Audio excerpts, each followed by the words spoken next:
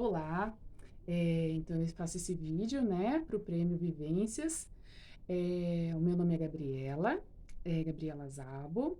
Eu sou uma trabalhadora do setor cultural, né, da área de literatura, né, e eu tô aqui para falar um pouquinho sobre a minha trajetória. Bom, eu posso dizer que a minha trajetória, ela começa em 2004, né, então lá até aqui já vão 18 anos.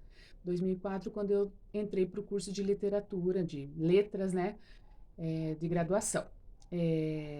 Eu entrei nesse curso, mas tive que manter escondida a verdadeira motivo, né, que eu fiz letras, que era me tornar uma escritora, me tornar uma autora, né? E por quê, né? Então, o imperativo foi de início, né, o ganha-pão do dia a dia, né? Então, o mais prático, mais pragmático foi dar aulas, né? Dar aulas sobre literatura e não produzir literatura. Então, durante os 4 anos eu fiquei aprendendo sobre literatura e ensinando o ensino infantil, básico e médio sobre a literatura. Foi sempre uma questão prazerosa, algo que sempre me motivou, né? É muito importante incentivar esses jovens leitores, mas sempre ficou também essa vontade de escrever, né? Mas nunca sem tempo, porque o tempo era tomado por isso. Logo que eu me formei na graduação, eu fiz especialização em literatura, né? Então, continuando a pesquisa e a docência sobre essa disciplina. Depois eu fiz o mestrado também em literatura e literatura brasileira e o doutorado também em literatura brasileira. Eu concluí o meu doutorado no final de 2019 e 2020 a gente teve essa triste surpresa que foi a pandemia. A pandemia foi um momento que eu tive para pensar, né? A reclusão que eu tive foi o momento que surgiu, porque até então a gente não parava, né? Eu, pelo menos, não parava. E durante a pandemia foi um grande freio na minha vida, né? Então, outras vivências, outras questões surgiram, né? É, a minha grande inspiração, né, então, durante o mestrado e doutorado, eu estudei Guimarães Rosa, né, considerado um gênio da literatura, né, eu considero realmente um gênio, só que gênios ficam muito longe, né, eles ficam num plano ideal um pouco distante da gente. É, Clarice Lispector também, que eu também estudei na minha graduação, né, Carolina Maria de Jesus e todo esse pessoal que eu estudava, mas quase como uma contemplação, quase como algo que eu nunca poderia atingir, né?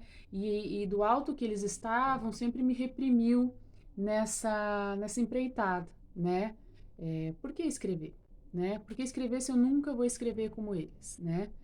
E na pandemia eu conheci uma outra autora que eu considero agora também minha grande inspiração, que é a Maria Teresa Andrueto, né? Uma autora argentina, né? Ela não só escreve literatura, como oferece oficinas de escrita criativa, né? Então eu conheci esse termo, conheci essa essa nova maneira de incentivar as pessoas a escrever. Então, eu passei a graduação, mestrado, doutorado, imaginando a escrita de uma forma, né? Ela traz um modo revolucionário, né?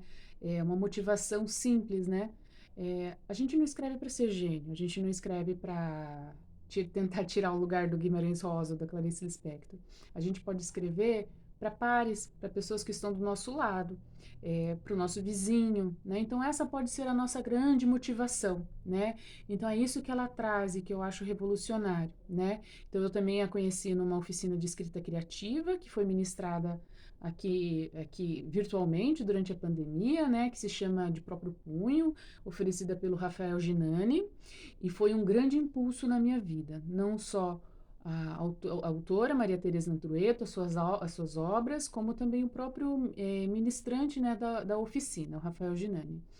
É, a princípio, a ideia era só escrever textos curtos para a oficina, para finalizar, para a gente acabar e ter algo para conversar, né? Mas o que eu não sabia era que continuava o desejo de escrever, né? Mesmo quando acabava. E aí começou um processo muito interessante, né? Eu não queria parar de escrever, né? Eu queria sempre mais e mais e mais. E foi assim que começou. Então, eu comecei a publicar contos em jornais virtuais, né? Publiquei um conto muito interessante que é num site feito por professoras e alunas na Federal, né? Que se chama Pandêmicas, que fala sobre mulheres na pandemia, né? O meu conto se chama Um Espelho, né? Ele foi muito bem criticado, então eu fiquei bem feliz com esse resultado, e esse resultado ele motivou a fazer mais, né? Então eu, junto com uma colega ilustradora, artista plástica, Nilce Paiva, a gente começou a ilustrar, então eu produzi o conto, né, durante uma oficina de escrita criativa do Rafael, que se chama Jornada de Josefa. Eu produzi o conto, pedi para ele ilustrar, e a gente ganhou e foi muito bem classificada e elogiada pela banca julgadora, que se chama Jornada de Josefa. Então, com texto meu e ilustrações da Nilce Paiva, né, uma grande artista visual. O livro ficou realmente um encanto, né? A gente ficou feliz pelo prêmio, né? Esse ano, com outro concurso da Fundação Cultural de Curitiba, eu ganhei outro prêmio, né? Com um conto que se chama A Mãe Eterna, né? Fazendo uma intertextualidade com o livro, né? É o romance do Cristóvão Teza, né? Então, essas obras todas, né? Foram muito importantes para a gente, né? E motivaram muito e fizeram um sonho ficar mais próximo, né? Ficar mais perto.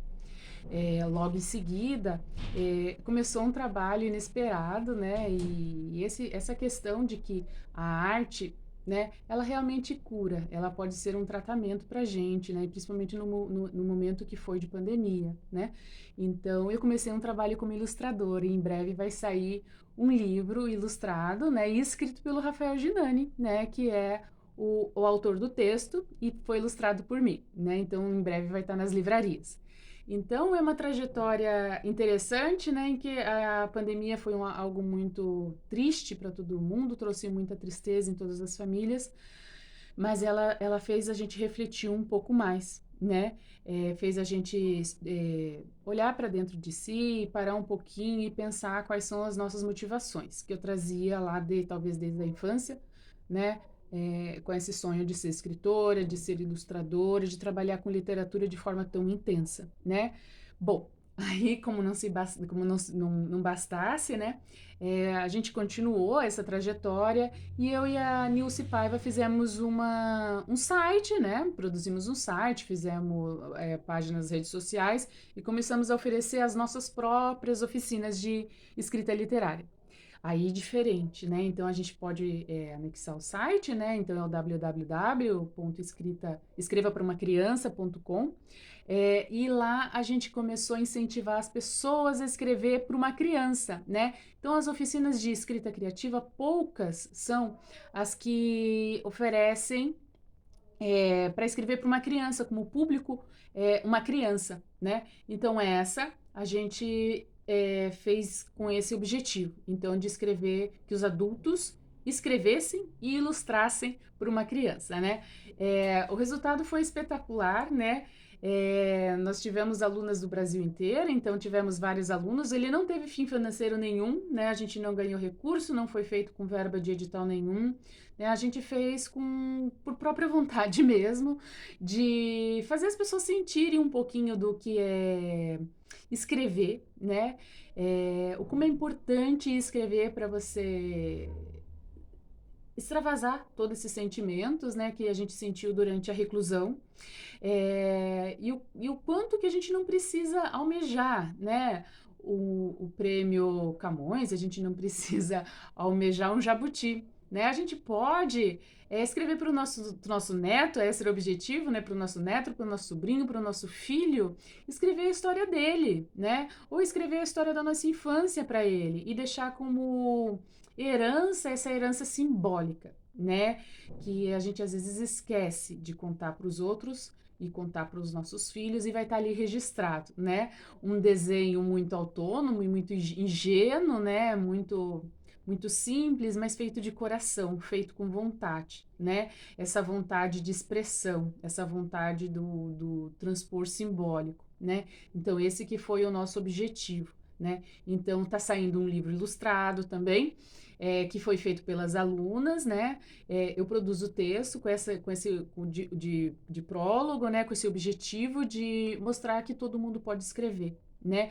Que não são só os gênios, né? Que precisam escrever, que podem escrever, mas vozes de todos os cantos, da favela, do bairro de classe média, do bairro de elite, então qualquer um pode escrever. A gente precisa de vozes de várias cores, de vários gêneros e de várias formas, né? Então esse foi o nosso objetivo, né? Democratizar o acesso à literatura, não só a leitura, né, que muitos falam, mas o acesso à autoria da literatura, né? A gente precisa de registro de várias perspectivas, né? E a oficina de próprio punho, a oficina de escrita criativa vem com esse objetivo, né? Então, não só, porque não só ensinar literatura, como a minha ilustração, né? Então, a ilustração também é um objetivo, um objeto e é o nosso objetivo de trabalho, né? Democratizar e ensinar que a criança ela não desenha só dentro da escola, né? Ela tem que, para a vida adulta, ela também pode ter esse domínio também desse simbólico, dessa forma de expressão, né? Que é a ilustração. Então, esses projetos que a gente desenvolveu, né? Eles continuam, né? Eles não param, eles se tornaram um objetivo de vida também, né? De continuar, de conseguir editais que financiem e que favoreçam, né? E ampliem, né? A abrangência, né? E a potência deles, né? Que não se que não se limitem, né, ao virtual, né, que a gente consiga fazer isso no presencial, né. É, e eu acho que a pandemia trouxe, então, isso, né, essa possibilidade, né. Então, como artista, nesse momento e graças aos editais que foram feitos, inclusive eu fiz também outra oficina, isso é o outro livro que vai sair, a gente fez eu fiz uma oficina que era pela Têmpora Criativa, mas também teve verba de edital de mecenato, né, de, de edital de financiamento, com a Mili, e a gente fez de escrita criativa e está saindo um livro que se chama Um Conto de Tudo, né? O livro já está na Amazon, tem um conto meu lá, né, que se chama João Negrão com Visconde de Guarapuava, né? Um texto bem legal, ele foi também bem criticado e ele está lá. Então esse é outro fruto da pandemia, né? E da importância desses editais estar ajudando os artistas nesse momento, né? Não só os artistas, mas quem também participa dessas oficinas. Então se torna um processo mútuo, né? De ajuda mútua a todo mundo, né? E o que eu espero para o futuro, né, é que mesmo sem pandemia, né, que as pessoas mergulhem mais, né, na literatura, né? A literatura é refúgio, né? Então, enquanto ela não for vista como um lugar de acolhimento, né, não só pela leitura, né? A leitura é importante dos nossos grandes autores, do nosso cânone, né? Isso faz a nossa formação, né? Então, eu bebo de Guimarães Rosa, eu bebo de Clarice, mas eu transponho isso de uma outra forma para a literatura, né? Para quando eu vou escrever, né? E eu coloco a minha voz, né? E a minha voz também é importante.